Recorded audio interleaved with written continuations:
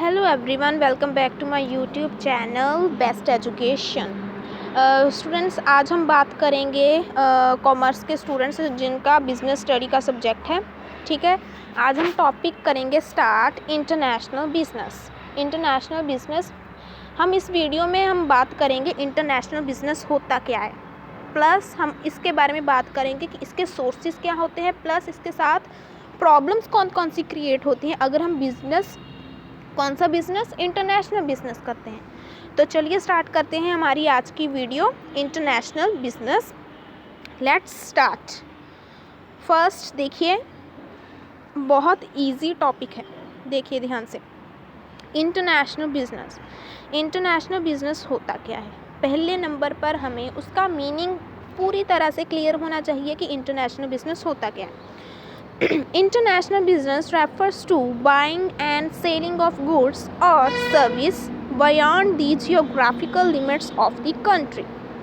ठीक है, अब आप ये मीनिंग का मतलब क्या है पहले हम इसके बारे में डिस्कस करेंगे. देखिए, मान लीजिए ये हमारा इंडिया है, ठीक है, और जो मैंने लाइन इसकी बाउंड्री ड्रॉ की है ये वाली, ये इसकी जियोग्राफिकल लिमिट है.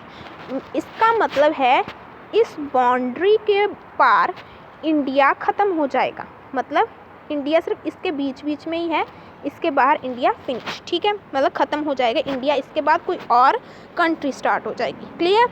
और इन्होंने अपनी मीनिंग में क्या बताया है कि इंटरनेशनल बिजनेस होता क्या है कि अगर हम अपनी कोई चीज़ को बाय करते हैं और सेल करते हैं किसी भी प्रकार की गुड्स और सर्विसेज को. ठीक है, जियोग्राफिकल लिमिट्स मीन्स हम अपनी कंट्री के बाहर अगर किसी भी प्रकार का कोई गुड्स और सर्विस का बिजनेस करते हैं, अपनी कंट्री में ना रहकर बाहरली कंट्री के साथ हाथ मिलाते हैं, तो उसे हम क्या कहते हैं, इंटरनेशनल बिजनेस कहते हैं.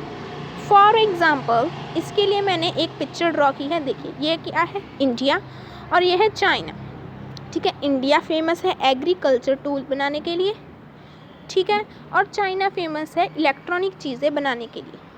इंडिया क्या करता है, चाइना के साथ हाथ मिला लेता है अपने इलेक्ट्रॉनिक गुड्स के लिए, और चाइना इंडिया के साथ हाथ मिला लेता है अपने गुड्स उनसे लेने के लिए एग्रीकल्चर के. तो इससे क्या होता है, दोनों कंट्रीज़ के बीच में क्या होता है, एक बिज़नेस होता है. क्या होता है, एक बिज़नेस होता है, जिसे हम क्या कहते हैं, इंटरनेशनल बिजनेस कहते हैं. क्लियर हुई है इतनी चीज़. आगे देखते हैं इंटरनेशनल ट्रेड्स कितने प्रकार के होते हैं. इंटरनेशनल ट्रेड्स 3 प्रकार के होते हैं. फर्स्ट नंबर पर export, import and enter report. ठीक है, एक्सपोर्ट का मतलब, ठीक है, एक्सपोर्ट का मतलब होता है किसी चीज़ की सेलिंग करनी, मतलब किसी चीज़ को बेचना. इंपोर्ट का मतलब है किसी चीज़ को बाय करना. जैसे मैंने इंडिया और चाइना की एग्जांपल दी. चाइना ने इंडिया से एग्रीकल्चर का सामान मंगवाया, मीन्स उसने चीज़ क्या की, बाय की चीज़ चाइना ने इंडिया से बाय की, इट मीन्स इंपोर्ट की.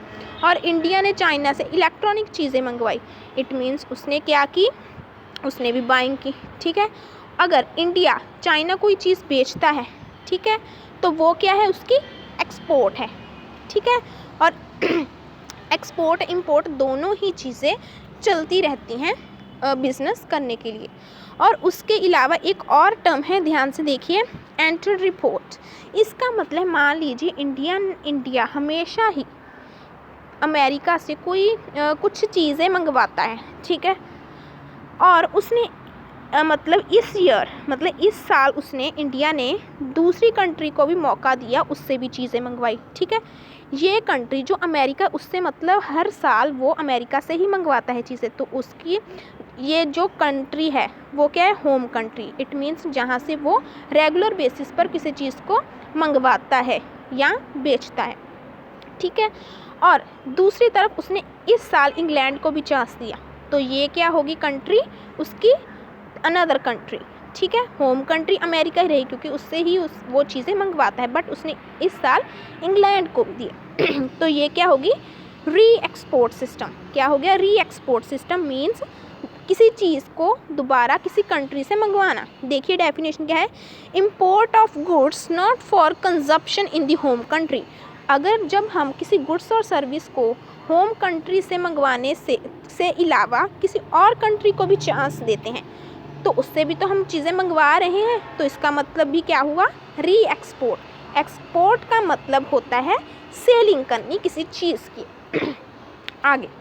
आगे हम बात करेंगे नेचर के बारे में। नेचर क्या होता है एक्सटर्नल ट्रेड का।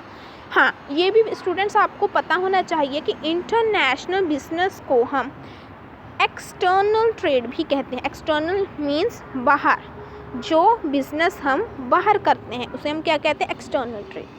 और इसका नेचर क्या होता है, दो चीज़ों पर डिपेंड करता है एक्सटर्नल ट्रेड का।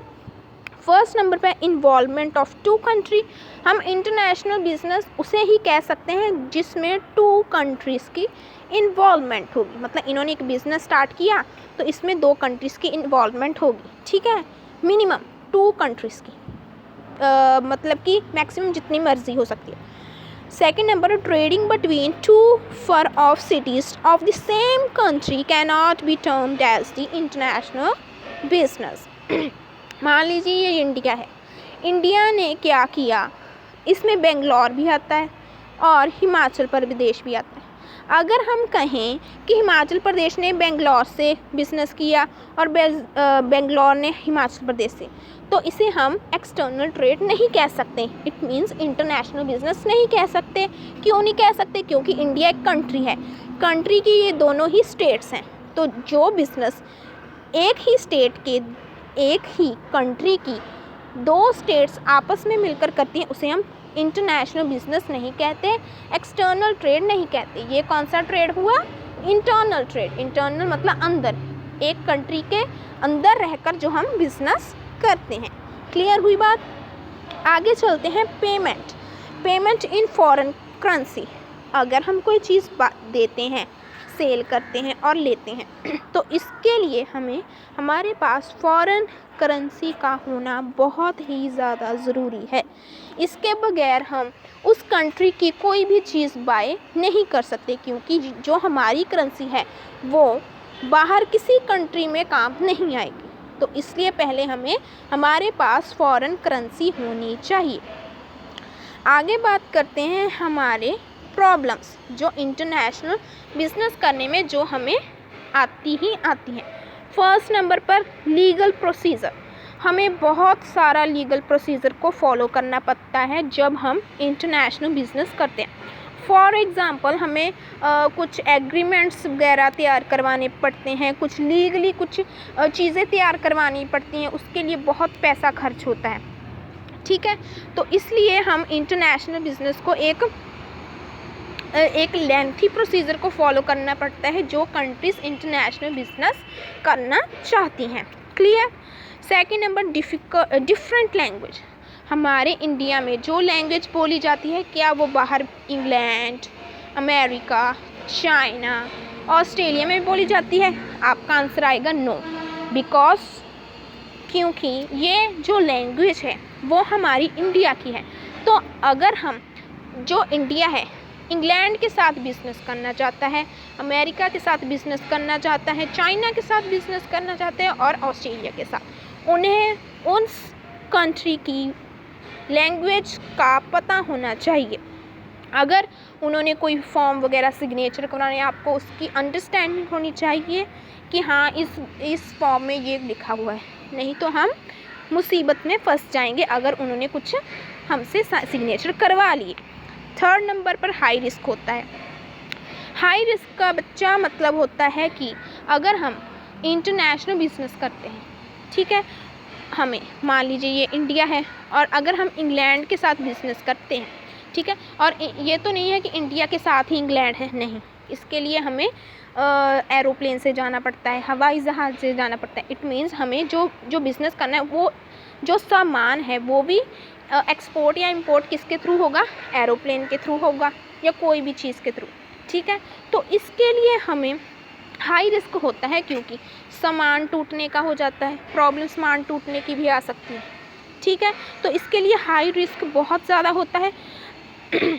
जो मतलब कि जो शिप्स के थ्रू बिज़नेस करते हैं, एक कंट्री से दूसरी कंट्री के थ्रू शिप्स से पहुंचाते हैं सामान, ठीक है। उन्हें मरीन इंश्योरेंस लेना पड़ता है ताकि अगर शिप वगैरह डूब जाए और उनका तो लॉस हो जाएगा तो वो इंश्योरेंस क्लेम कर सकते हैं। क्लियर हुई बात मेरी? तो आगे चलते हैं हमारे लास्ट पॉइंट पर और लास्ट टॉपिक के पॉइंट पर, arrangement of foreign currency. Same मैंने जो ऊपर बताया, हमें फॉरेन करेंसी की अरेंजमेंट होनी चाहिए अगर हम बिज़नेस करते हैं फॉरेन कंट्री के साथ, ठीक है। तो बेटा ये था स्टूडेंट्स, मैंने आज का टॉपिक जो आपके साथ डिस्कस करना था, इंटरनेशनल बिज़नेस। इसके जो अदर पॉइंट्स हैं वो भी मैं अपनी नेक्स्ट वीडियो में अपलोड करने की कोशिश ज़रूर करूँगी। मेरा मोटिव था कि आपको चैप्टर जो आप करते हो उसका मेन मीनिंग, इंट्रो आपको पता, मतलब मेन होता है उस टॉपिक का आपको मीनिंग ज़रूर क्लियर होना चाहिए। अगर आपको मीनिंग नहीं भी क्लियर तो आप पूरा चैप्टर नहीं तैयार कर सकते। क्लियर? तो अगर आपको मेरी वीडियो अच्छी लगे तो प्लीज़ मेरे चैनल को सब्सक्राइब, इस वीडियो को लाइक शेयर ज़रूर करना अपने फ्रेंड्स में। लाइक शेयर करने से मुझे बूस्टअप मिलता है कि हाँ मेरी वीडियो किसी स्टूडेंट्स के लिए फ़ायदेमंद रही, ठीक है। तो आई होप आपको मेरी आज की वीडियो अच्छी लगी होगी। तो प्लीज़ प्लीज़ प्लीज़ मेरे चैनल को सब्सक्राइब कीजिए, लाइक कीजिए और शेयर कीजिए। Thank you everyone.